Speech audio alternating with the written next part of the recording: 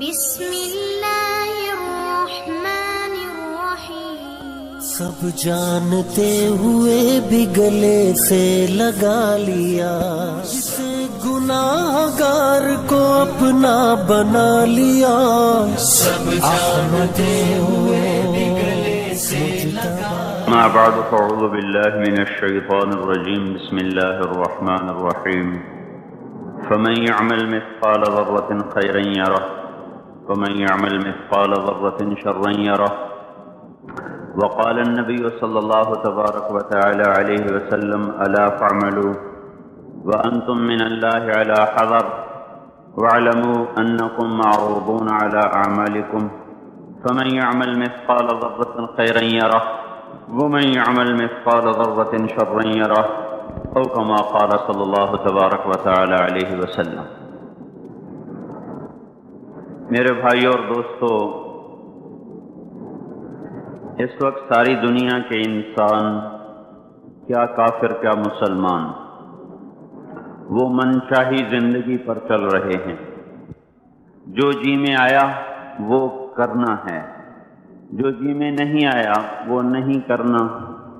اپنی من چاہی زندگی کا دستور یہ گزشتہ 300 سال سے باطل کی محنت ہوتے ہوتے ہوتے وہ ہمیں اس وقت یہاں تک پہنچا چکے ہیں کہ ہم اللہ کی ذات سے اثر لینا یا اس کے رسول سے اثر لینا یا آخرت سے اثر لینا، یہ ہمارے دلوں میں یا مٹ چکا ہے یا بہت دھندلا ہو چکا ہے۔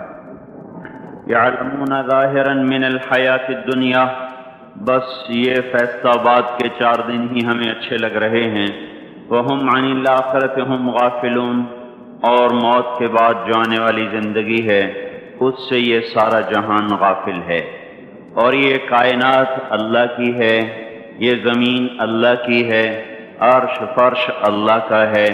یہاں وہ ہوگا جو اللہ چاہتا ہے، یہاں وہ نہیں ہوگا جو دنیا کے بادشاہ چاہتے ہیں، صدر وزیر فوجیں چاہتی ہیں، بلکہ ان الامر کلہ للہ، ساری حکومت وہ اللہ تعالیٰ کے ہاتھ میں ہے، اور وہ من قبل ہے شروع سے، اور من بعد ہے آخر تک، ہمیشہ تک۔ اور وہ ایسی حکومت والا ہے کہ جس کو زوال کوئی نہیں، کل یوم هو فی شان، جس کا مقابل کوئی نہیں، ما کان معہ من الہ، جس کا کوئی شریک کوئی نہیں، لم یتخذ صاحبۃ ولا ولدا ولم یکن لہ شریک فی الملک، جو کسی سے پیدا نہیں ہوا نہ اس سے کوئی پیدا ہوتا ہے، لم یلد ولم یولد، سارے جہان کو بنایا خود بننے سے پاک، سارے جہان کو مارتا ہے مارتا رہے گا، خود موت سے پاک ہے، سارے جہان کو مارتا ہے مارتا رہے گا، خود موت سے پاک ہے، سب کو بنایا بننے سے پاک، سب کو مارا مرنے سے پاک، اپنے ارادوں میں وہ کامل ہے، ما شاء اللہ کان، وہ جو چاہتا ہے کرتا ہے، وما لم یشاء لم یکن، وہ نہ چاہے تو کوئی کروا ہی نہیں سکتا، وما تشاءون الا ان یشاء اللہ رب العالمین، تم بھی اللہ کے محتاج ہو، تمہارا چاہا بھی تبھی پورا ہوگا جب اللہ تعالیٰ بھی چاہ لے۔ فرعون کی ساری طاقت لگی کہ موسیٰ علیہ السلام کو ذبح کرنا ہے، اللہ کا ارادہ ہوا کہ ہم نے زندہ رکھنا ہے۔ ایک اتنی کثرت سے بچے قتل ہوئے کہ اس کی اپنی قوم نے کہا تو حکومت کس پہ کرنی ہے، 1 سال چھوڑو 1 سال مارو۔ جس سال چھوڑتا تھا اس سال ہارون علیہ السلام اللہ نے پیدا فرمائے، جس سال قتل کرتا تھا اس سال موسیٰ علیہ السلام کو اللہ تعالیٰ نے پیدا فرمایا، حالانکہ اس کا عکس کرتا تاکہ معاملہ آسان ہوتا، لیکن اللہ کی قدرت کو کون جانتا۔ پھر ایسا نظام چلایا کہ اس کو پانی میں ڈلوایا، پانی سے فرعون کے دربار میں پہنچایا۔ موسیٰ علیہ السلام کی والدہ غمگین، جب یہ دریا میں ڈالوں گی یا ڈوبے گا یا مرے گا، اور اس سے بچانا چاہتی ہوں تو اس موت میں جا رہا، تو اللہ تعالیٰ نے ارشاد فرمایا فَإِذَا خِفْتِ عَلَيْهِ فَأَلْقِيهِ فِي الْيَمِّ، اسے سمندر میں دریا میں ڈالو۔ وہ دریا اسے کہاں لے جائے گا؟ فَلْيُلْقِهِ الْيَمُّ بِالسَّاحِلِ، وہ دریا اس سے ساحل پہ پھینکے گا، وہاں سے کیا ہوگا؟ یاخذہ عدو لی، میرا دشمن فرعون پکڑے گا، وعدو اللہ، اس کا بھی دشمن ہے، اس کو پکڑ لے گا۔ تو موسیٰ علیہ السلام کی والدہ کے جی میں آیا، یا اللہ جس سے بچانا ہے وہی اس کو پکڑے گا تو یہ بچے گا کیسے؟ وہ تو اس کو دیکھتے ہی ذبح کرے گا۔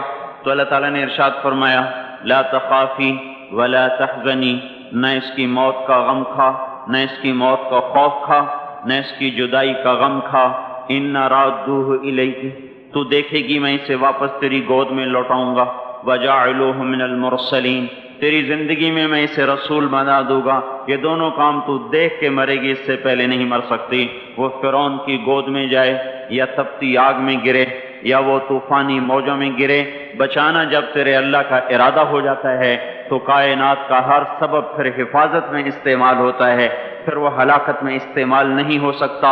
اور جب وہ ہلاکت کا ارادہ کرتا ہے تو حفاظت کے اسباب بھی موت کے لیے استعمال ہوتے ہیں۔ جب وہ عزت کا ارادہ کرتا ہے تو ذلت کے اسباب بھی عزت کا ذریعہ بنتے ہیں۔ جب وہ ذلیل کرنے کا ارادہ کرتا ہے تو عزت کے اسباب میں سے ذلت نکلنا شروع ہو جاتی ہے۔ جب محبتیں لاتا ہے تو نفرتوں میں سے محبتیں نکال کے دکھاتا ہے، جب نفرتیں لاتا ہے تو محبتوں کو نفرتوں میں بدل کے دکھاتا ہے۔ اس کائنات میں میرے بھائیوں حکومت اللہ تعالیٰ کی ہے، یہاں وہ ہوگا جو اللہ چاہتا ہے۔ ساری کی ساری نمرود کی طاقت استعمال ہوئی کہ ابراہیم کو آگ میں جلا دو اور اسے ڈال دو، اور لکڑیاں اکٹھی ہوئیں، ڈھیر لگایا گیا اور ایسی آگ دہکی کہ اوپر سے اڑنے والا پرندہ بھی اس میں جا کے گر کے راکھ ہو جائے۔ اب ابراہیم علیہ السلام کو پھینکنے کا وقت آیا تو ان کو قریب جانے کا کون راستہ ہی کوئی نہیں۔ ابراہیم علیہ السلام سے کہنے لگے تو خود چلا جا، وہ کہنے لگے میں کیوں جاؤں، تم نے جلانا ہے پھینکو مجھے۔ اب پھینکنے کا طریقہ کوئی نہیں، قریب جائیں تو خود جلتے ہیں۔ شیطان نے ایک ہتھیار بنا کے دیا غلیل کی طرح، اس میں ڈال کے پھینکا، کپڑے اتارے، رسیوں سے باندھا، جب ہوا میں اڑے تو جبرائیل دائیں طرف آ گئے اور پانی کا فرشتہ بائیں طرف آ گیا، یوں جا رہے، درمیان میں ابراہیم علیہ السلام، ادھر جبرائیل، ادھر پانی کا فرشتہ، اور ابراہیم علیہ السلام خاموش، بس اتنا کہہ رہے ہیں حسبی اللہ ونعم الوکیل، حسبی اللہ ونعم الوکیل، اس سے آگے کچھ نہیں بول رہے۔ اور ادھر پانی کا فرشتہ اس انتظار میں ہے کہ ابھی اللہ تعالیٰ فرمائے گا پانی ڈالو، آگ بجھاؤ۔ جبرائیل اس انتظار میں ہے کہ یہ مجھ سے کچھ کہیں تو میں آگے کروں۔ تو جب دیکھا کہ ابراہیم بولتے ہی نہیں ہیں تو وہ بے قرار ہو گئے کہ یہ تو جائے گا تو جل جائے گا۔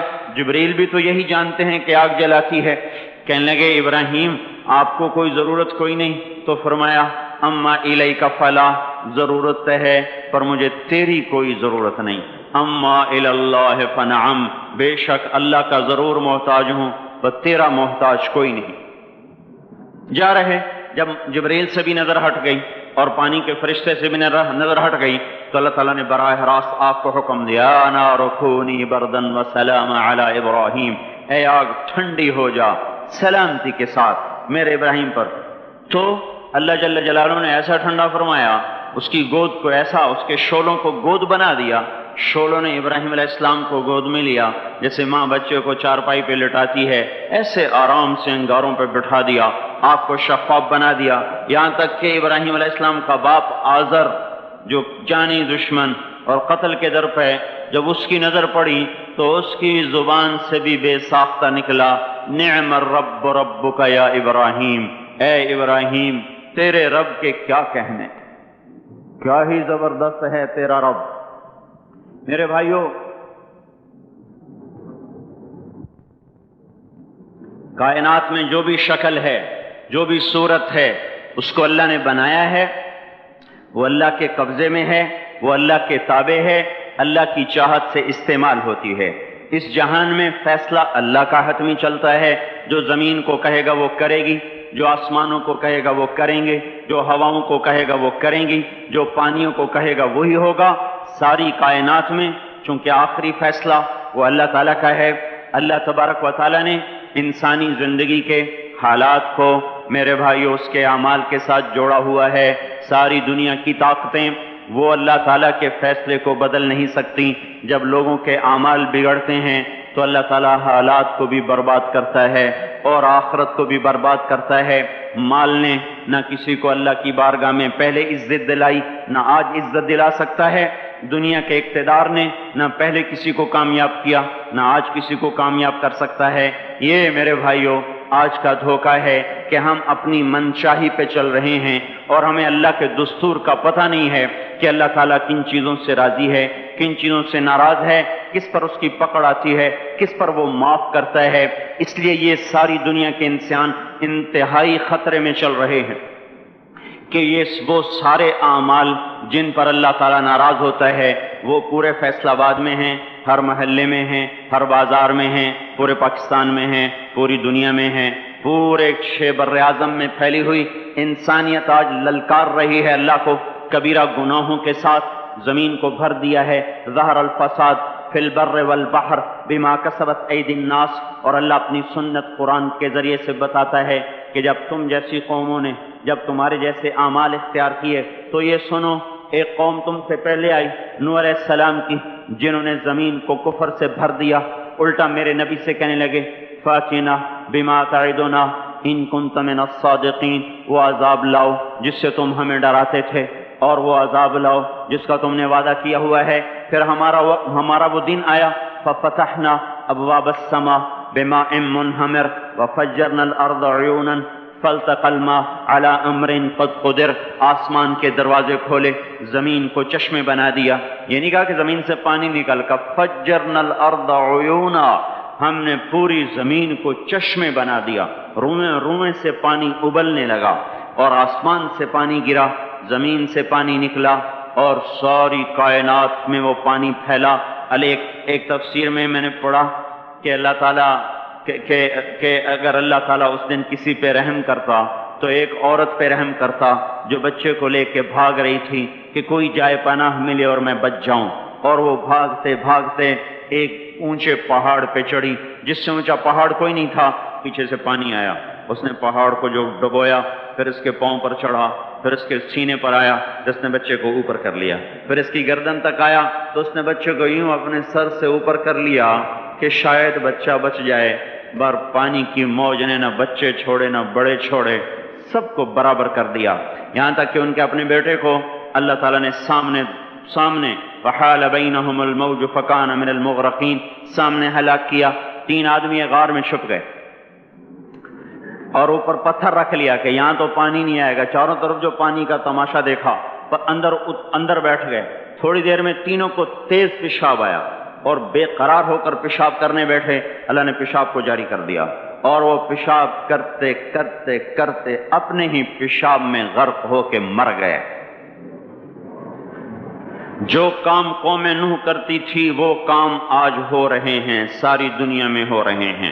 قوم عاد آئی بڑی طاقتور، یہاں تک کہ للکارنے لگے من اشد منا قوہ، کوئی ہے ہم سے بڑا طاقتور تو لاؤ نا، ہمیں کس سے ڈراتے ہو؟ ان نقول الا اعتراک بعض آلہتنا بسوء، ہمارے خداؤں نے تیری عقل خراب کر دی ہے، ہم سے تو بڑا کوئی طاقتور نہیں ہے۔ تو اللہ تعالیٰ نے فرمایا اولم یروا ان الذی خلقہم هو اشد منہم قوہ، اے ہود انہیں بتاؤ جس نے تمہیں پیدا کیا ہے وہ تم سے زیادہ طاقتور ہے۔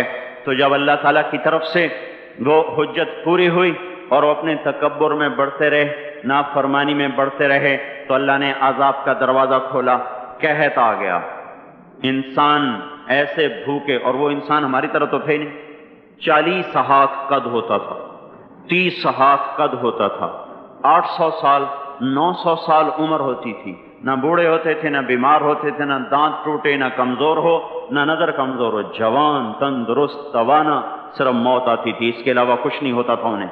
اب ان کے بھوک بھی زیادہ، وہ اپنی ضرورتوں کا غلہ بھی کھا گئے، پھر جہاں حلال بھی کھا گئے، پھر کتے بھی کھا گئے، بلے بھی کھا گئے، چوہے بھی کھا گئے، جو چیز ہاتھ میں آئی سانپ بھی کھا گئے، ہر چیز کھا گئے، پر نہ بارش کا قطرہ گرا، نہ زمین کا دانہ پھوٹا، یہاں کے درخت توڑ توڑ کے ان کے پتے چبا گئے، قحط دور نہ ہوا۔ تو پھر انہوں نے ایک وفد بھیجا، بیت اللہ بھیجا کہ ہمیں بارش دو۔ وہ جب مصیبت آتی تو اوپر والے کو پکارتے تھے، جب وہ کام کر دیتا تھا پھر سرکش ہو جاتے تھے، پھر انہی پتھروں کو پوچھتے تھے تو اللہ تعالیٰ نے 3 بادل سامنے کیے، آواز آئی ان میں سے ایک کا انتخاب کرو، ایک سفید، ایک سرخ، ایک کالا۔ تو آپس میں کہنے لگے سفید تو خالی ہوتا ہے، سرخ میں ہوا ہوتی ہے، کالے میں پانی ہوتا ہے۔ ان کا یہ پانی، یہ کالا چاہیے، یہ کالا چاہیے۔ آواز آئی پہنچے گا، یہ واپس پہنچے، ان کا بارش ہوگی۔ تو پھر جب ساری قوم کٹھی ہوئی تو اللہ نے وہ بادل بھیجا، فلما رأوه عارضا مستقبل اودیتہم، وہ بادل آیا کالا، کہنے لگے ھذا عارض ممطرنا، وہ دیکھو آئی بارش۔ تو اللہ تعالیٰ نے کہا بل هو ما استعجلتم به، یہ بارش نہیں، یہ وہ عذاب ہے جو تم ہود سے کہتے تھے، کون ہے ہم سے بڑا جو ہمیں کچھ کر لے، اب تیار ہو جاؤ۔ ریح فیہا عذاب علیم تدمر کل شیء بامر ربہا، اب دیکھو کیسے تمہارا رب تمہیں اڑاتا ہے۔ ان کے گھروں کو ہوا نے اڑا دیا، ان کو ہوا نے اڑا دیا۔ 60 ہاتھ اونچے قد کے لوگ اور تنکے کی طرح ہوا میں اڑ رہے تھے، اور ان کے سروں کو آپس میں ہوا ٹکرا رہی تھی، وہ گھومتے تھے سر ٹکراتے تھے، گھومتے تھے سر ٹکراتے تھے۔ بعض لوگ بھاگ کے غاروں میں چھپ گئے تو ہوا کا بگولا ایسے زوردار طریقے کے ساتھ غار کے اندر جاتا اور پھر ایک دھماکے کے ساتھ ان کو باہر نکالتا، پھر ان کو ہوا میں اچھال دیتا گیند کی طرح، پھر ان کے سر آپس میں ٹکراتے ٹکراتے ٹکراتے ان کی کھوپڑیاں پھٹ گئیں اور ان کے بھیجے ان کے چہروں پہ نکل آئے، اور پھر اللہ نے الٹا کے ان کو زمین پر مارا، سر الگ ہو گیا، دھڑ الگ ہو گیا۔ پھر اللہ نے للکار کے پوچھا فَهَلْ تَرَى لَهُم مِّن بَاقِيَةٍ، کوئی ہے باقی تو دکھاؤ کہ اس کا بھی صفایا کر دوں۔ کوئی نظر نہ آیا، سب کو اللہ نے مٹایا۔ جو کام قوم عاد کرتی تھی وہ کام آج فیصلہ آباد میں ہو رہے ہیں۔ پھر ایک قوم سمود آئی، انہوں نے سنا تھا کہ عاد کو ہوا نے اڑایا تھا، تو انہوں نے پہاڑ کے اندر گھر بنائے کہ اندر ہمیں کون کچھ کہے گا، اندر تو ہوا جا ہی نہیں سکتی، جائے گی بھی صحیح تو کہاں تک اندر جائے گی۔ نافرمانی نہیں چھوڑی، الٹے کام کو چل پڑے۔ تو اللہ تبارک و تعالیٰ نے ہوا نہیں بھیجی، ایک فرشتہ آیا، مکروا مکرن، انہوں نے مکر کیا، ومکرنا مکرن، ہم نے ان کے مکر کو توڑ دیا۔ فانظر کیف کان عاقبۃ مکرہم، آج ان کا انجام دیکھو۔ انا دمرناہم وقومہم اجمعین فتلک بیوتہم خاویۃ بما ظلموا ان فی ذلک لآیۃ لقوم یعلمون وانجینا الذین آمنوا وکانوا یتقون۔ اللہ تبارک و تعالیٰ نے کہا یہ دیکھو، ایک فرشتہ آیا، اس نے چیخ ماری اور ان کے کلیجے پھٹ گئے، چہرے نیلے اور کالے ہو گئے، اور ساری قوم کو اللہ نے آن کی آن میں ہلاک کیا۔ پھر اس پر قوم شعیب کا اللہ نے قصہ سنایا۔ یہ تاجر قوم تھی، فیصل آباد کے بازاروں میں جو ناپ تول میں کمی ہے وہ وہاں ہو رہی تھی، جو جھوٹ ہے وہ وہاں چل رہا تھا، جو خیانت ہے وہ وہاں چل رہا تھا، دکھانا اور دینا اور یہ وہاں چل رہا تھا، تولنے میں زیادہ، ناپنے میں زیادہ، یہ سارا کام جو کچھ ہو رہا ہے وہ وہاں ہوا اور بڑھتا گیا اور بڑھتا گیا، اور ساری دنیا کی تجارت انہوں نے قبضے میں کر لی۔ اور شعیب علیہ السلام نے کہا کہ بھائی اس سے باز آ جاؤ، اوفوا الکیل وزنوا بالقسطاس المستقیم، صحیح تولو، صحیح ناپو، ناپ تول میں کمی نہ کرو۔ جواب آیا الصلاۃ تأمرک ان نترک ما یعبد آباؤنا او ان نفعل فی اموالنا ما نشاء انک لانت الحلیم الرشید۔ اے شعیب بس تم مسجد میں بیٹھ جا، ہمارے کاروبار میں دخل نہ دے۔ اے تیری نمازیں ہمیں کہتی ہیں کہ ہم باپ دادے کا طریقہ چھوڑیں اور ہم اپنے کاروبار تیرے طریقے پر کریں تو ہم تو بھوکے ہو جائیں۔ کسی سے آپ کہیں کہ بھائی دیانت سے تجارت کرو، کہے گا مجھے تو بجلی کا بل بھی ادا نہیں ہوگا، میں روٹی کہاں سے کھاؤں۔ یہ میں نے ایک سے کہا تم ملاوٹ کیوں کرتے ہو، ایک تیل والے سے میں نے کہا تم ملاوٹ کیوں کرتے ہو، کہ اگر ملاوٹ کروں تو ایک ڈرم کے پیچھے 500 روپیہ بچتا ہے، اور خالص بیچوں تو 50 روپیہ بچتا ہے، تو 50 روپے سے میرا کیا ہوگا، سبزی گوشت بھی نہیں آتا، اور 500 روپے سے تو کتنا دن گزر جاتے ہیں۔ تو یہی کچھ قوم شعیب نے کہا کہ الصلاۃ تأمرک ان نترک ما یعبد آباؤنا او ان نفعل فی اموالنا ما نشاء۔ میاں شعیب اپنے گھر بیٹھ جا، ہمیں تیری تبلیغ نہیں چاہیے، ہمیں اپنا کاروبار کرنے دے۔ یہی آج کے بازاروں کے مسلمان کہہ رہے ہیں کہ ہمیں یہ شریعت نہیں منظور، تو کاروبار کیسے ہوگا؟ جھوٹ نہ بولیں تو کام کیسے چلے؟ خیانت نہ کریں تو کام کیسے چلے؟ ناپ تول میں کمی نہ ہو تو کام کیسے چلے؟ اور سودی کام نہ ہو تو کام کیسے چلے؟ بینک نہ ہو تو کام کیسے چلے؟ یہ سارے اعتراضات جو آج کے تاجر کرتے ہیں یا دکاندار کرتے ہیں، یہ سارے اعتراضات شعیب علیہ السلام کی قوم نے کیے کہ پھر کاروبار کیسے چلے گا، پھر منڈیاں کیسے چلیں گی، پھر تجارت کیسے چلے گی؟ تو ہم تو تجارت چلانے نہیں آئے، ہم تو اللہ کو راضی کرنے آئے ہیں۔ اللہ کو راضی کرتے ہوئے تجارت ٹھپ ہو جائے تو ہو جائے، اور چل پڑے تو برکت، سبحان اللہ۔ ہم اس بات کے مکلف نہیں ہیں کہ ہم نے روٹی کھانی ہے اور بچوں کو کھلانی ہے، ہم اس بات کے مکلف ہیں کہ ہم نے اللہ کے حکم کے مطابق کمانا ہے اور اس کے مطابق کھلانا ہے۔ اس میں کچھ بچے گا کھلائیں گے، نہیں بچے گا فاقہ کریں گے، بچوں کو بھی کہیں گے تمہارا باپ تمہیں نہیں دے سکتا، میں تمہاری خاطر دوزخ کی آگ کو برداشت نہیں کر سکتا۔ حضرت عمر رضی اللہ تعالیٰ عنہ کا انتقال ہونے لگا، عمر بن عبدالعزیز، 12 بیٹے، مسلمہ بن عبد الملک ان کے سالے، کہنے لگے امیر المومنین آپ نے بچوں پہ بڑا ظلم کیا ہے۔ کہنے لگے کیا ظلم کیا ہے؟ کہا ان کے لیے جو چھوڑ کے جا رہے ہو وہ 2 روپے فی کس ہیں، 2 روپے، تیرے بچوں کو 2 روپے ملیں گے ترکے میں، 2 روپے یعنی 2 درم، تو یہ کیا کریں گے آگے؟ ان کا تو نے کچھ نہ بنایا۔ تو زہر نے اثر کر لیا تھا، کہنے لگے مجھے بٹھا دو، مجھے بٹھا دو، تو انہیں بٹھا دیا۔ کہنے لگے بات سنو، میں نے ان کو حرام کوئی نہیں کھلایا اور حلال میرے پاس تھا ہی نہیں، تو لہذا میں اس کا مکلف ہی نہیں ہوں کہ ان کے لیے جمع کروں۔ وہ کہنے لگے 1 لاکھ روپیہ میں دیتا ہوں، میری طرف سے بچوں کو ہدیہ کر دو۔ کہنے لگے وعدہ کرتے ہو؟ کہنے لگے ہاں وعدہ کرتا ہوں۔ کہنے لگے اچھا ایسا کرو، جہاں جہاں سے ظلم اور رشوت سے تم نے یہ پیسہ اکٹھا کیا نا، ان لوگوں کو واپس کر دو، میرے بچوں کو تمہارے پیسے کی ضرورت کوئی نہیں۔ پھر کہا میرے بچوں کو بلاؤ، وہ سب کو بلا لیا۔ تو اور اس کے بعد ارشاد فرمایا اے میرے بیٹو، میرے سامنے 2 راستے تھے، ایک یہ تھا میں تمہارے لیے جمع کرتا دولت، چاہے حلال ہوتی چاہے حرام ہوتی، لیکن اس کے بدلے میں دوزخ میں جاتا۔ دوسرا راستہ یہ تھا میں تمہیں تقویٰ سکھاتا، اللہ سے لینا سکھاتا، خود جنت میں جاتا۔ میرے بچوں، میں تمہارا باپ دوزخ کی آگ نہیں برداشت کر سکتا، لہذا میں نے تمہیں حرام نہیں کھلایا، نہ حرام جمع کیا، میں نے تمہیں دوسرا راستہ سکھا دیا ہے تقوی والا۔ جب کبھی ضرورت ہو میرے اللہ سے مانگنا، میرے اللہ کا وعدہ ہے وَهُوَ يَتَوَلَّى الصَّالِحِينَ کہ میں نیکوں کا دوست ہوں، نیکوں کا والی ہوں۔ اگر پھر اپنے ثالثے کا مسلمہ، اگر یہ میرے بیٹے نیک رہے تو اللہ انہیں ضائع نہیں کرے گا، اور اگر یہ نافرمان ہوئے تو مجھے ان کی ہلاکت کا کوئی غم کوئی نہیں ہے۔ پھر اس زمین آسمان نے وہ دن دیکھا کہ اموی شہزادے، مسلمہ کی اولادیں اور سلیمان بن عبد الملک کی اولادیں، جو ایک ایک بچے کے لیے اس زمانے میں 10-10 لاکھ درہم چھوڑ کے مرے، ان کی اولاد مسجد کی سیڑھیوں پہ بیٹھ کے بھیک مانگا کرتی تھی، جیسے ابھی جمعے کے بعد بھکاریاں بھیک مانگیں گے۔ اور عمر بن عبدالعزیز کی اولاد، وہ ایک ایک مجلس میں 100 گھوڑے اللہ کے نام پہ خیرات کیا کرتے تھے۔ ہم تاجر بعد میں ہیں، مسلمان پہلے ہیں، ہم افسر بعد میں ہیں، مسلمان پہلے ہیں، کسی بچوں کے باپ بعد میں ہیں، مسلمان پہلے ہیں، کسی بیوی کے خامد بعد میں ہیں، مسلمان پہلے ہیں، کسی بچوں کی ماں و عورت بعد میں ہے، مسلمان پہلے ہے، کسی کی بیوی بعد میں ہے، مسلمان پہلے ہے۔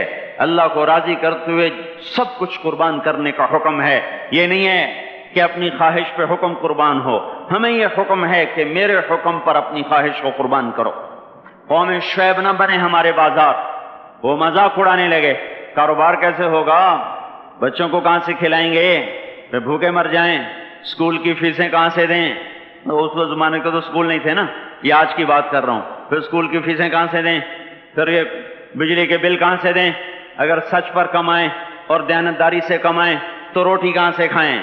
یہی شعیب علیہ السلام کی قوم کا جواب تھا، پھر کہاں سے کھائیں، پھر کہاں سے کمائیں، تو چپ کر کے اپنے نفل پڑھا کیا، اپنی اللہ اللہ کیا کر، ہمارے کاروبار میں دخل نہ کیا دیا کر۔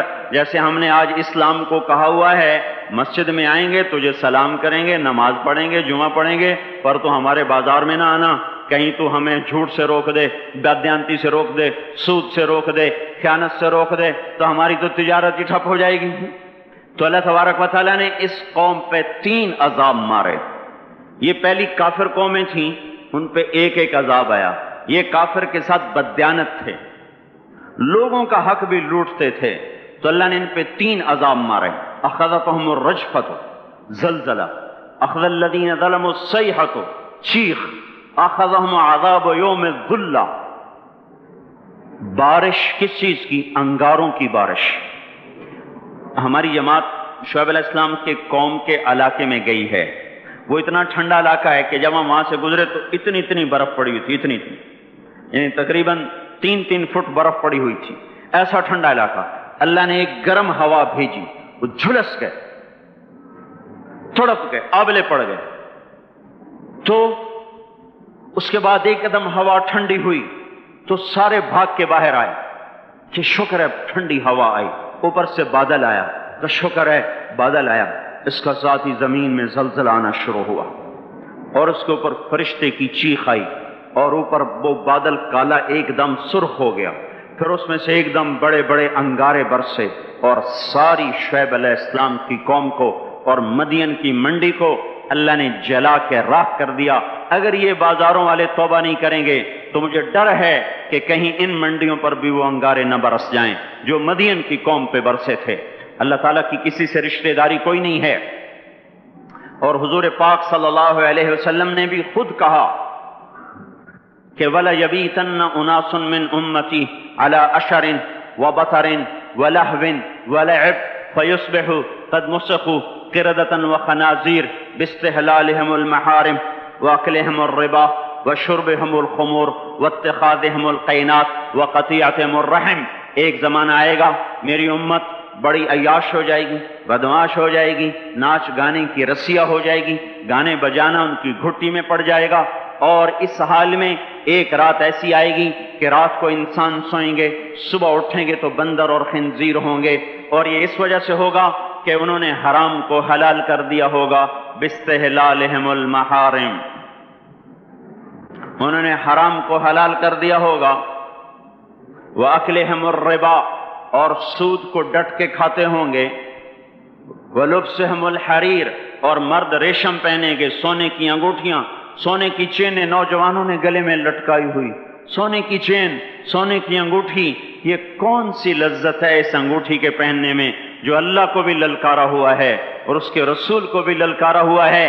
آپ نے ایک دفعہ ارشاد فرمایا کاش میری امت کے نوجوان ریشم استعمال اور سونا استعمال نہ کریں، یا لیت امتی لم تلبس الذہب، کاش کہ میری امت سونے کا استعمال مت کرے۔ اب بتاؤ دیکھو کتنے ہیں نوجوان جو ایسے شوق میں، کچھ کو پتہ ہی نہیں کہ یہ اتنا بڑا حرام ہے، جن کو پتہ ہے تو نہ اللہ کا پتہ ہے، نہ روکنے والے کا پتہ ہے، نہ اس کی سزا کا پتہ ہے، لہذا چل رہی ہے گاڑی۔ تو یہ کس پہ ہوگا کہ حرام کو حلال کر دیں گے، سود کو کھائیں گے، ریشم پہنیں گے، سونا پہنیں گے، شراب پئیں گے اور گانے بجانے میں مست ہو جائیں گے، اور رشتے ناتوں کا لحاظ ختم ہو جائے گا، ماں باپ کی تمیز ختم ہو جائے گی، بھائی بہن کی تمیز ختم ہو جائے گی، بڑے چھوٹے کا وقار ختم ہو جائے گا۔ جب یہ ہوگا تو یہ بھی ہوگا کہ یہ بندر اور خنزیر بنا دیے جائیں۔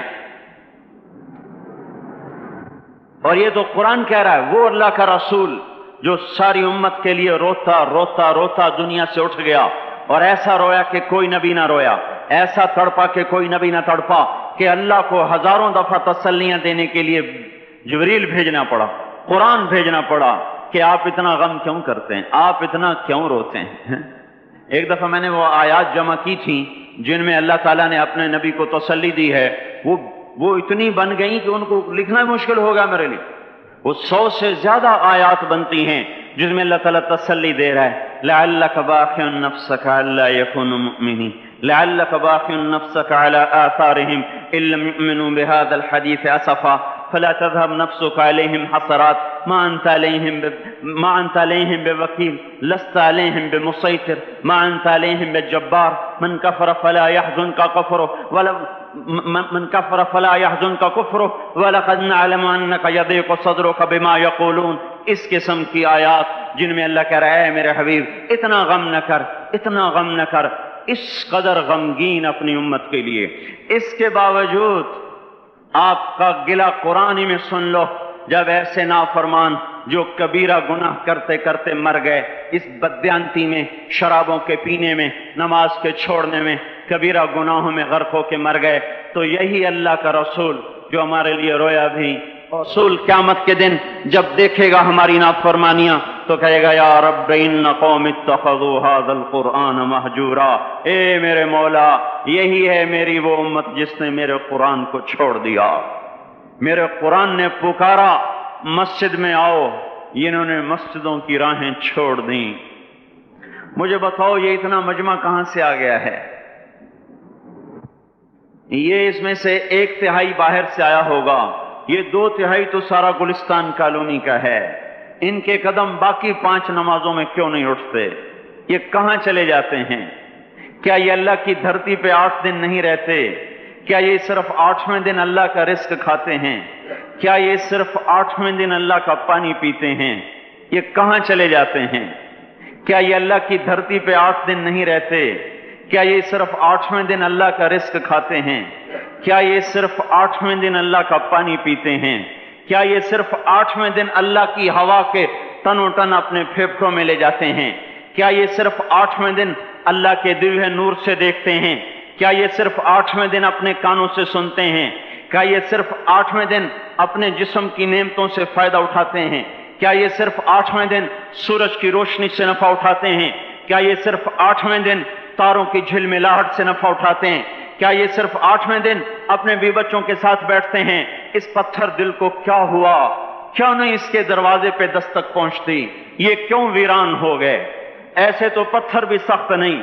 عطا اللہ شاہ بخاری کہا کرتے تھے اے ہندوستان والو، تمہیں اتنا قرآن سنایا کہ میں سر کو سناتا تو صبا بن جاتی، میں پتھروں کو سناتا تو موم ہو جاتے، میں دریاؤں کو سناتا تو طوفان تھم جاتے، اور میں موجوں کو سناتا تو ان کی طغیانی رک جاتی۔ پتہ نہیں تم کس مخلوق، کس چیز سے بنے ہو، کس خمیر سے بنے ہو، تمہارے سینوں میں دل نہیں ہے، پتھر ہیں، اور پتھر سے بھی زیادہ کوئی سخت ہے، اشد قسوة من الحجارہ، پتھر بھی اللہ کی حیبت سے لرزتا ہے اور کانپتا ہے، پر تم کون سے انسان ہو، کیسے سینوں میں دل لیے پھرتے ہو کہ 5 دفعہ اتنا بڑا بادشاہ تمہیں پکارے حی علی الصلاۃ، حی علی الصلاۃ، ایک تھانے دار پکارے گلستان کالونی کا کہ تمہارا سمن ہے آ جاؤ، تو سر پہ پاؤں رکھ کے بھاگے، ڈی سی پکارے تو کام چھوڑ کے بھاگے، اور تمہارا زمین آسمان کا بادشاہ تمہیں دن میں 5 دفعہ پکارے اور کانوں پہ جوں نہ رینگے، اور 8ویں دن مسجد کو آ رہے ہوں۔ کیا 8ویں دن کھانا کھایا ہے؟ کیا آج ہی پانی پیا ہے؟ کیا آج ہی چائے پی ہے؟ یہ ایسی جفا اپنے آپ سے کرتے، شیطان سے کرتے، ملک و مال سے کرتے، اپنی دکانوں سے کرتے، یہ بے وفائی اللہ سے کیوں کی ہوئی ہے؟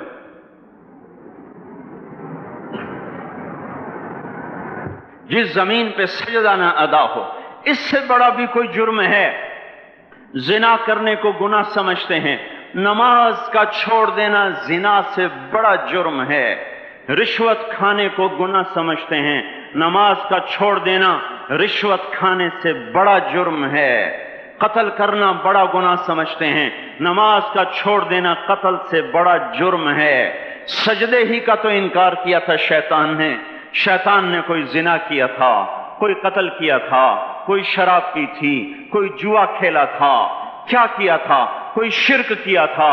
شیطان سجدے کا انکاری ہوا، ایک سجدے کا انکار کر کے وہ ہمیشہ کے لیے مردود ہو گیا۔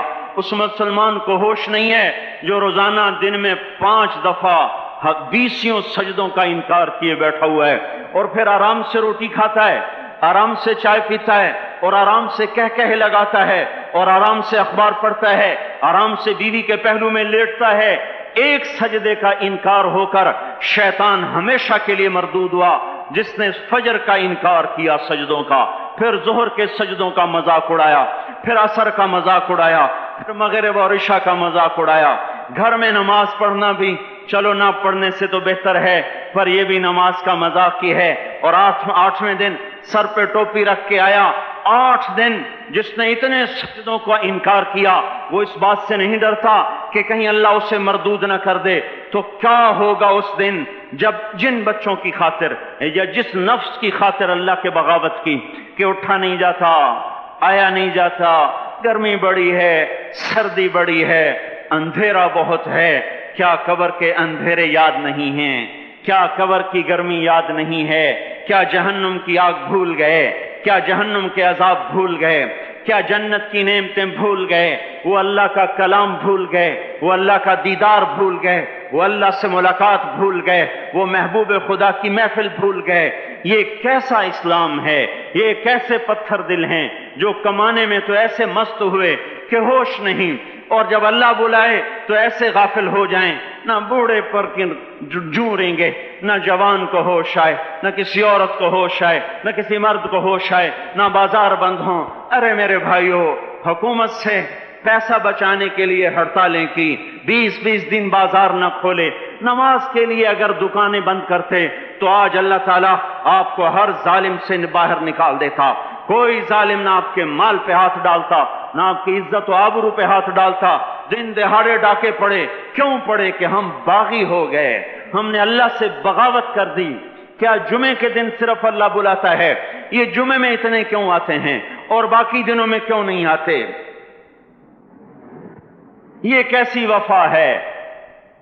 اور ایسا وفاؤں والا اللہ کہ زمین بولے اے اللہ اجازت دے میں گلستان کالونی کو نگل جاؤں، سمندر بولیں مولا اجازت دے ہم چڑھ جائیں، فرشتے بولیں اے اللہ اجازت دے ہم انہیں ہلاک کر دیں، اور جس کے سجدے کا انکار ہوا پڑا، جس کا 8 بازاروں میں جس کی شریعت کا مذاق اڑایا جا رہا، وہ جس کی غیرت خود جوش میں آ رہی کہ یہ میرے بنے ہوئے گندے پانی کے بنے ہوئے نطفے سے بنے ہوئے، میری غذا کھا کر، میرا رزق کھا کر، میری ہواؤں سے زندہ، میرے پانیوں سے زندہ، میری روٹی سے زندہ، میرے دیے ہوئے گوشت سے زندہ، میرے دیے ہوئے نظام سے زندہ، یہ میرے ہی منکر بن گئے۔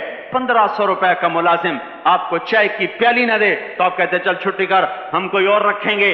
اور جس نے اتنا بڑا وجود بخشا، آنکھوں میں چراغ جلائے، کانوں میں فون لگائے، دماغ میں برق کی روئیں دوڑائیں، دل کو دھڑکایا، سارے بدن کے تک خون پہنچانے کا نظام چلایا، پھیپھڑوں کی فیکٹریاں چلائیں، رگوں میں خون پہنچایا، ہڈیوں کو غذا پہنچائی اور آنکھوں کو غذا پہنچائی، بالوں کو غذا پہنچائی، زبان کو بولنے کی طاقت دی، دانتوں کو کاٹنے کی طاقت دی، دو وہاں نالیاں لگائیں، سانس کی الگ کر دی اور معدے کی الگ کر دی، اور وہاں پردہ لگایا، جو غذا منہ میں جائے تو معدہ کھل جائے اور پھیپھڑے کی طرف جانے والی نالی رک جائے۔ جو اللہ اتنی حفاظت کرے کہ آپ کا لقمہ آپ کے معدے میں جائے، وہ 2 ہی تو یوں ساتھ ہیں بالکل یوں ایک ساتھ، اور وہ اللہ اتنی طاقت والا کہ سانس کی نالی بند کرے اور معدے کی نالی کا منہ کھولے اور غذا کو منہ میں سے گزار کر وہ معدے میں پہنچائے، پھر ایک زبردست طاقتور نظام چلائے، اس کو توڑ کے آنتوں میں پہنچائے، پھر کروڑوں قسم کی فیکٹریوں کو حرکت دے اور اس میں سے خون کو کھینچے، غذاؤں کو کھینچے، پھیپھڑے کو غذا، خون کو غذا، خون خود غذا لے کے چل رہا، آنتوں کو غذا، دماغ کو غذا، ہڈیوں کو غذا، ناخن کو غذا۔ ایک ناخن کھینچ لے تو ہم کیا کریں؟ کیا میرے مولا کا نظام ہے؟ یہ ہمارا قبرستان ہے، مردہ سیل باہر نکل رہے اور ناخن کی شکل میں باہر آ رہے، پھر آگے جا کے اور سخت ہو رہے، تھوڑا سا ناخن زیادہ کٹ گیا، سارا دن سی کرتا ہے، سارا دن ہائے کرتا ہے، یہی ناخن میرا رب کھینچ لے تو ہم تو ایک ناخن کا شکر ادا نہیں کر سکتے، یہ جوڑ بنا دیے، سیدھا کر دے تو ہم اسی کا شکر ادا نہیں کر سکتے۔ میرے بھائیو، یہ سب کچھ کر کے پھر ہم اللہ کے باغی ہو جائیں، ہے کوئی عقل میں آنے والی بات؟ ہے کوئی سوچ بچار کی بات کہ 1500 صرف دیے اور اس نے چائے کی پیالی نہ دی تو نکال دیا، اس نے گاہک کو ڈیل نہیں کیا تو نکال دیا، اور یہ وجود کہاں سے خرید کے لائے؟ یہ زمین کس نے بچھا کے دی؟ والارض وضعها للانام، اے میرے بندو میں نے ہی تو تمہیں بنا کے دی، فاکہۃ، دیکھو میں نے تمہارے لیے پھل نکالا، والحب ذو العصف والریحان، میں نے ہی تمہارے لیے غلہ بھی بنایا اور بھوسا بھی بنایا. فَبِأَيِّ آلَاءِ رَبِّكُمَا تُكَذِّبَانِ میری کیوں نعمتوں کو جھٹلاتے ہو؟ کیوں میرے باغی بنتے ہو؟ کس کس کا انکار کرتے ہو؟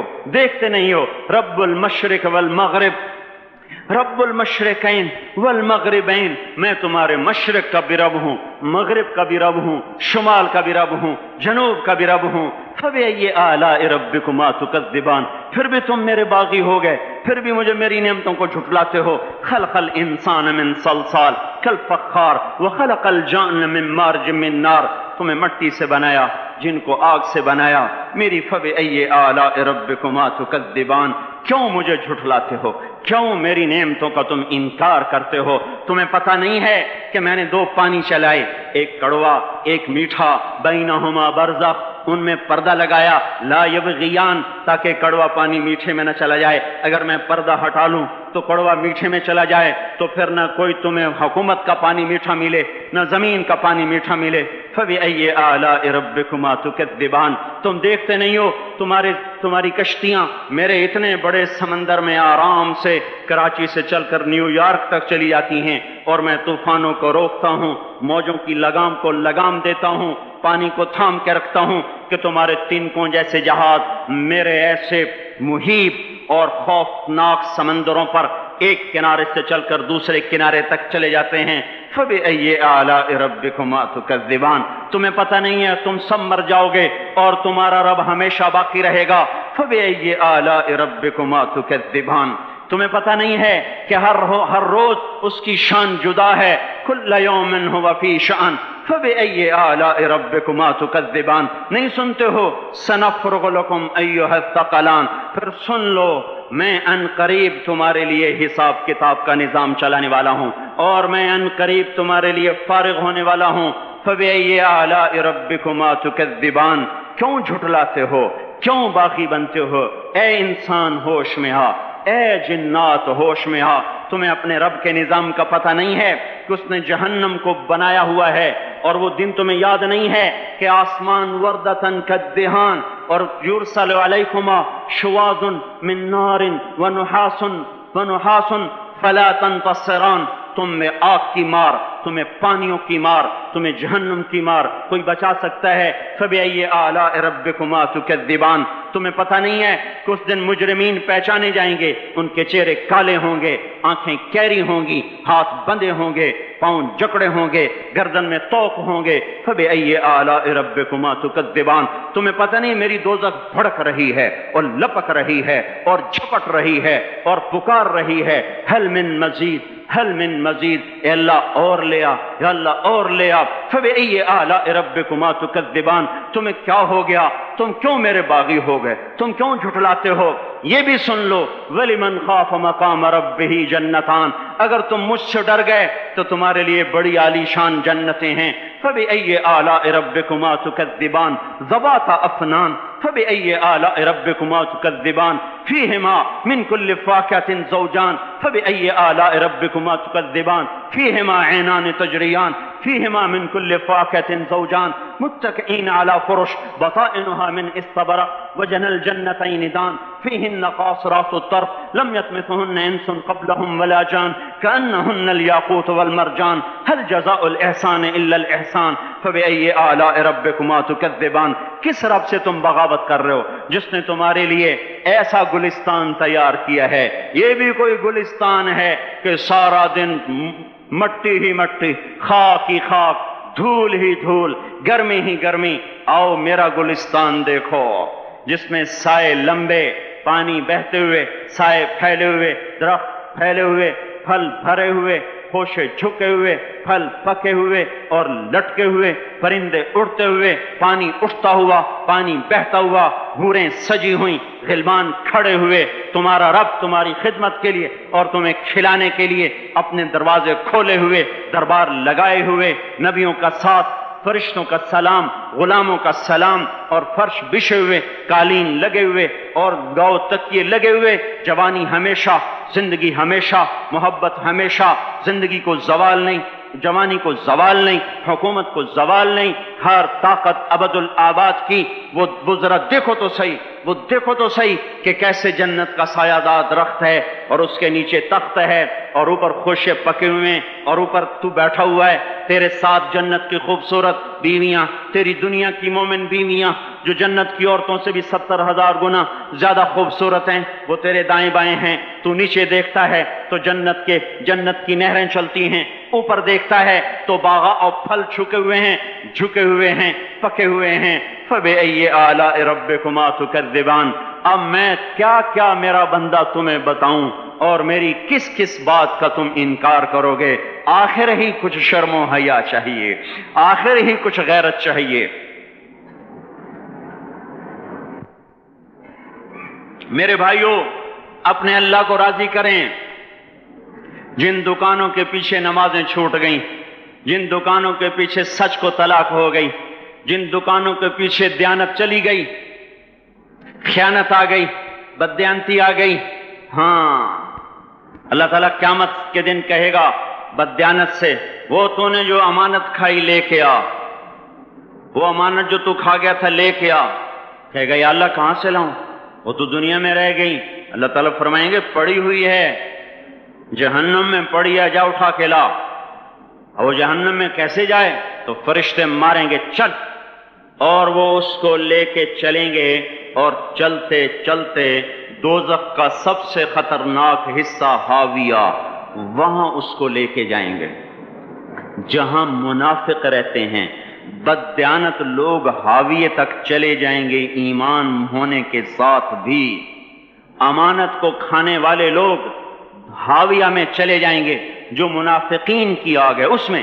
وہاں دیکھے گا تو وہ جس کا مال دبایا تھا دنیا میں وہاں پڑا ہوگا، کہے گا اچھا یہاں پڑا ہے، اتنے میں وہ تباہ ہو جائے گا، اس کو اٹھائے گا، کندھے پہ رکھے گا، پھر اوپر چڑھنا شروع کرے گا۔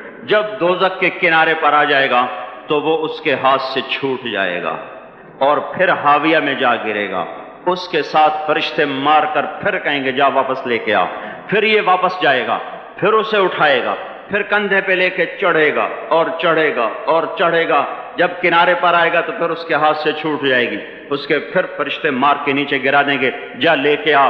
اب یہ کبھی اس میں سے نہیں نکل سکتا۔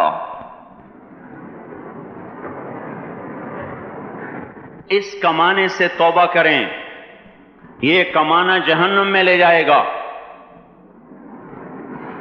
اور ادھر دوسری سنو، سَيَعْلَمُونَ الْيَوْمَ مَنْ أَصْحَابُ الْكِرَامِ، ایک فرشتہ اعلان کرے گا آج پتہ چلے گا عزت والے کون ہیں، آج پتہ چلے گا عزت والے کون ہیں۔ أَيْنَ الَّذِينَ تَتَجَافَى جُنُوبُهُمْ عَنِ الْمَضَاجِعِ، کہاں ہیں راتوں کو اٹھ کے نمازیں پڑھنے والے؟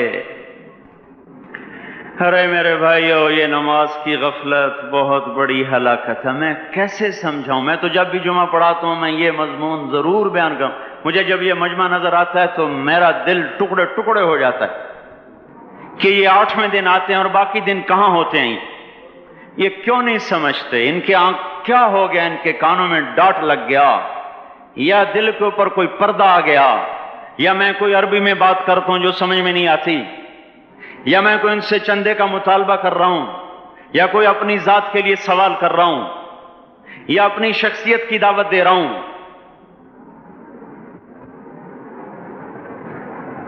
آج نماز عزت دلائے گی، سب سے پہلا اعلان ہوگا، کہاں آج پتہ چلے گا عزت والے کون ہیں، کہاں ہیں راتوں کو اٹھ کے نماز پڑھنے والے اور اللہ کے نام پہ خرچ کرنے والے۔ صرف نماز نہیں، زکوٰۃ بھی دینی پڑے گی۔ پیسہ ہے زکوٰۃ نہیں دے رہے، پیسہ ہے اللہ کے نام پہ خرچ نہیں کر رہے۔ بھائیو، اللہ کے نام پہ خرچ کرنا سیکھیں، اللہ کے واسطے اپنے آپ کو سادگی پہ لائیں اور اللہ کے نام پہ لٹانا سیکھیں۔ اللہ آپ کی نسلوں کو واپس کرے گا، صرف آپ کو نہیں، آپ کی نسلوں کو واپس کرے گا۔ آپ اللہ کو قرضہ دے رہے ہیں، کسی ایسے ایرے غیر کو قرضہ نہیں دے رہے۔ یہاں مسجدیں والے چندے مانگ رہے، بھائی مسجد کو چندہ دو، مدرسوں والے چندے مانگ رہے، مدرسوں کو چندے دو۔ یہ تو مسلمان کی غیرت کے خلاف ہے کہ اللہ کے گھر میں مسجد کے لیے چندہ مانگا جائے، اور کہیں صندوقچیاں پھرا رہے، کہیں وہ جھولیاں۔ ایسی مجھے شرم آتی ہے یہ کرنے والوں پر بھی میں کیا کہوں، ان کی عقلوں پہ بھی پردہ ہے کہ اللہ کے گھر میں مخلوق کے سامنے جھولی پھیلاتے ہیں، اور پھر ان مسلمانوں کی آنکھوں پر بھی پردہ ہے کہ ان کو غیرت نہیں آتی کہ مسجد کے لیے جھولی پھیلائی جا رہی ہو، اور یہ گھروں میں اچھا خاصا کھاتے پیتے ہوں اور مسجد کے لیے جھولی پھیلائی جائے اور مسجد کے لیے صندوق رکھے جائیں اور ہر نماز کے بعد مدرسے کے لیے لوگ چندہ مانگ رہے ہوں۔ یہ ایمانی اور غیرت کے خلاف، مسلمان کی سخاوت کے خلاف ہے کہ اس طرح مسجد کے لیے جھولیاں پھریں اور مسجد کے لیے صندوق پھریں۔ ہم تو اللہ کے نام پہ بے دھڑک لگائیں، اقیموا الصلاۃ وآتوا الزکاۃ، اقیموا الصلاۃ وآتوا الزکاۃ 67 دفعہ یہ حکم چلا ہے، اور ہر دفعہ زکوٰۃ کے ساتھ نماز، نماز، زکوٰۃ، زکوٰۃ، نماز، نماز، زکوٰۃ، زکوٰۃ، نماز۔ نماز پڑھنے والے زیادہ ہیں نسبتاً زکوٰۃ دینے والوں سے، زکوٰۃ دینے والے تھوڑے ہیں، پیسہ جاتے ہوئے جان جاتی ہے۔ ہمیں نہ دو، اپنے غریب رشتہ داروں کو تلاش کر کے دیں، اپنے غریب رشتہ داروں کو، اپنے غریب پڑوسیوں کو۔ آج جو صحیح دیانتدار تنخواہ دار ہے وہ بھی مستحق زکوٰۃ ہے، اگر وہ دیانتدار ہے تو۔ اگر رشوت نہیں لیتا تو آج کا ایس پی بھی مستحق زکوٰۃ ہے۔ میرا ایک دوست ایس پی کہنے لگا میں زکوٰۃ کا مستحق ہوں، حالانکہ میں ملتان کا ایس پی ہوں، کہ 15 دن میرے گھر میں کبھی سالن پکتا ہے کبھی نہیں پکتا۔ اپنے اوپر صرف خرچ کرنا، بچے کو کھلونے کی خواہش تھی، 1000 روپے کے کھلونے لے کے دے دیے۔ کیا ظلم ہے یہ، 1000 روپے کے کھلونے بچے کو لے کے دے دیے۔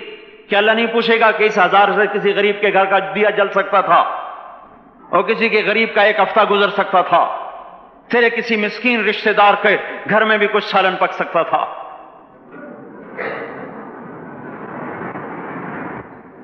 رزق دیا تو اس کا ہوش نہیں کہ اس کا حق ادا کریں، جان دی تو اس کا ہوش نہیں کہ اس کا حق ادا کریں۔ سجدہ جان کا حق ہے، اور زکوٰۃ اور صدقات یہ مال کا حق ہے۔ میں کب اپنے لیے مانگ رہا ہوں، میں کہہ رہا ہوں اللہ اپنے غریب رشتہ داروں کو دیں، ان کو تلاش کریں اللہ کے واسطے۔ اپنی بیویوں سے پوچھو سونے کی زکوٰۃ دی ہے؟ دے، ورنہ تو خود پکڑی جائے گی، تیرا زیور تیرے لیے گنجا سانپ بن کے تیری زبان کو ڈسے گا۔ ان کا میں نے تو بچیوں کے لیے سنبھال کے رکھا ہے، اس کی زکوٰۃ دو پھر ٹھیک ہے، ورنہ اسم کو توڑ کے اس کی زکوٰۃ دو، نہیں تو یہ مال پکڑوا دے گا قیامت کے دن۔ نماز نہیں چھڑا سکتی اگر زکوٰۃ نہیں دی، اور زکوٰۃ نہیں چھڑا سکتی اگر نماز نہیں پڑھی۔ مسجد بنا دی 50 لاکھ میں، اگر خود نمازی نہیں تو یہ مسجد بنانا اسے جہنم سے نہیں بچا سکتا۔ میرے بھائیوں، اپنی جان کا بھی صحیح استعمال کریں اور اپنے مال کا بھی صحیح استعمال کریں۔ ہم ایسے اندھے نہیں ہیں کہ جو بچے نے چاہا لا کے دے دیا، جو بیگم نے مانگا اٹھا کے دے دیا۔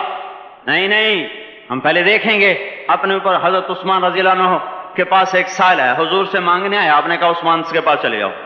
عثمان سے مانگنے گئے تو آگے بیوی پہ لڑ رہے۔ کس بات پہ؟ یوں کہہ رہے، وہ باہر چھوٹے چھوٹے گھر ہوتے تھے تو باہر آواز آ رہی، بیوی کو کہہ رہے اللہ کی بندی رات تو نے چراغ میں بتی موٹی ڈال دی، وہ بتی ڈالتے تھے نا اس کی روئی کی، تو تیل زیادہ جل گیا۔ تو یہ کہنے لگے یہ کس کنجوس کے پاس بھیج دیا؟ جو بیوی پہ لڑ رہا ہو کہ تو نے بتی موٹی ڈالی ہے تو یہ مجھے کیا دے دوں، یہ دمڑی بھی نہیں دے گا۔ جب ان کو باہر بلایا اور خیرات مانگی کہ وہاں سے آیا ہوں، تو انہوں نے اندر گیا، ایک تھیلی اٹھائی، نہ پوچھا کہ کتنے چاہیے، نہ پوچھا کہ کون، 3000 درہم اٹھا کے دے دیے۔ وہ حیران ہو کے کہنے لگا یار ایک بات تو بتاؤ۔ کہا کیا؟ کہا یہ مجھے تو نے اتنے دے دیے کہ میری اگلی نسل کو بھی کافی ہیں، اور خود بیوی پہ تو لڑ رہا تھا کہ بتی موٹی کیوں کر دی؟ کہنے لگے وہ اپنی ذات پہ خرچ تھا، وہ پھونک پھونک کے کرنا ہے، یہ اللہ کو دے رہا ہوں جتنا مرضی دے دوں، یہ تجھے تھوڑا دے، اللہ کو دے رہا ہوں۔ تو اپنی جان کو بھی لگائیں اللہ پر اور اپنے مال کو بھی لگائیں اللہ پر، اور میرے بھائیوں اپنی کمائیوں کو حلال پہ لائیں، اپنی اولاد کو اور بیویوں کو سمجھا دیں کہ ہم تمہاری خاطر دوزخ میں نہیں جا سکتے. یہ ہم اس پر توبہ کریں اور یہ آبادی ہر وقت ہونی چاہیے مسجد کی. چلو کوئی جو جہاں سے بھی آیا ہے مسجد کے عادی بنو میرے بھائیوں. ہماری جماعت گئی تھی اردن میں 1991 میں، تو ہم اسرائیل کے بارڈر پر چلے. انہوں نے بتایا کہ یہ ہم سے آمد رفت بات چیت ہوتی رہتی ہے، چونکہ کچھ عرب ادھر رہتے ہیں کچھ عرب ادھر رہتے ہیں، رشتہ داریاں ہیں. تو کہا یہ یہودی ہم سے پوچھتے ہیں تمہاری فجر میں نمازی کتنے ہوتے ہیں اور تمہارے جمعے میں نمازی کتنے ہوتے ہیں. ہم نے پوچھا یہ تحقیق کیوں کرتے ہو؟ ان کا ہماری کتابوں میں یہ ہے کہ جب فجر کی نماز کے نمازی اور جمعے کی نماز کے نمازیوں کی تعداد برابر ہو جائے گی تو یہودی دنیا سے مٹ جائیں گے. اب یہاں فجر میں 1.5 صف ہوتی ہے اور جمعے میں باہر بھی صفیں بنی پڑی. چلو میں کہتا ہوں مان لیا 1/3 طبقہ باہر سے آیا ہے، یہ 2/3 تو یہیں سے اٹھ کے آیا ہے. یہ کیوں نہیں ہر نماز میں آتا؟ میرے بھائیوں اپنے حال پہ رحم کریں، اللہ کے واسطے میری پکار کو سنیں. میں آپ کو کوئی فلسفہ نہیں سمجھا رہا. میرا روزانہ ہر جمعہ جب آتا ہوں میں یہی مضمون بیان کرتا ہوں. میں روزانہ آپ کو نیا بیان سنا سکتا ہوں. 360 دن ہیں، میں اللہ کے فضل سے آپ کو روزانہ نیا 360 دن میں آپ کو 360 نئے بیان سنا سکتا ہوں. میں یہاں بیان کرنے نہیں بیٹھتا، اپنا دکھڑا میں روتا ہوں کہ پوری گلستان کالونی جہنم کی طرف جائے اور میں ان کا پڑوسی ہوں اور میں انہیں جہنم میں جاتا دیکھوں اور میری حیا نہ نکلے تو میں ڈوب کے مر جاؤں. جلتا کتا ہم نہیں دیکھ سکتے اور اس ہماری آنسو نکل پڑیں. چوہے کو ہم جلتا نہیں دیکھ سکتے اور میں اتنی شکلوں کو جہنم میں جاتا دیکھوں. جس نے فجر آج نہیں پڑھی اس نے پر جہنم کو واجب کر لیا. جو اب آئندہ اثر نہیں پڑے گا اس پر جہنم واجب ہو گئی. پھر میں کیا مضمون بیان کروں، کیا فلسفے بیان کروں؟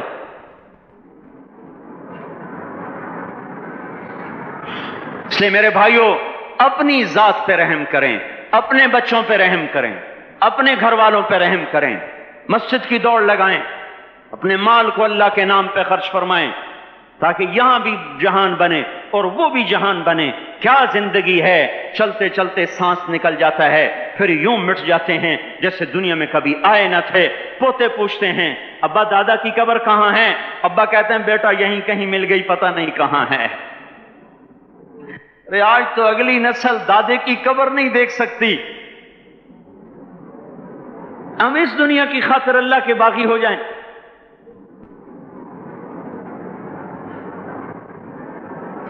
اس بے وفا جہان کی خاطر اللہ سے بغاوت کر جائیں جو ایسا مہربان، جو ایسا کریم. تو اس لیے میرے بھائیوں اللہ کے واسطے اللہ کی بارگاہ میں توبہ کریں اور اپنے اللہ کو راضی کریں. یہی میری فریاد ہے، یہی میری پکار ہے. میں بھی توبہ کرتا ہوں، آپ بھی اللہ کی بارگاہ میں توبہ کریں کہ کوئی کام اللہ کی منشا کے خلاف نہ ہوگا. اس کو سیکھنے کے لیے ہم کہتے ہیں تبلیغ میں جاؤ چلہ لگاؤ. ہم کوئی کسی تبلیغی جماعت کا ممبر نہیں بنا رہے، ہم خود تبلیغ میں جاتے ہیں، اوروں کو کہتے ہیں نکلو کہ ہماری توبہ پکی ہو، ہمارے اعمال درست ہوں اور اللہ ہم سے راضی ہو. اللہ ہم سب کو عمل کی توفیق بخشے.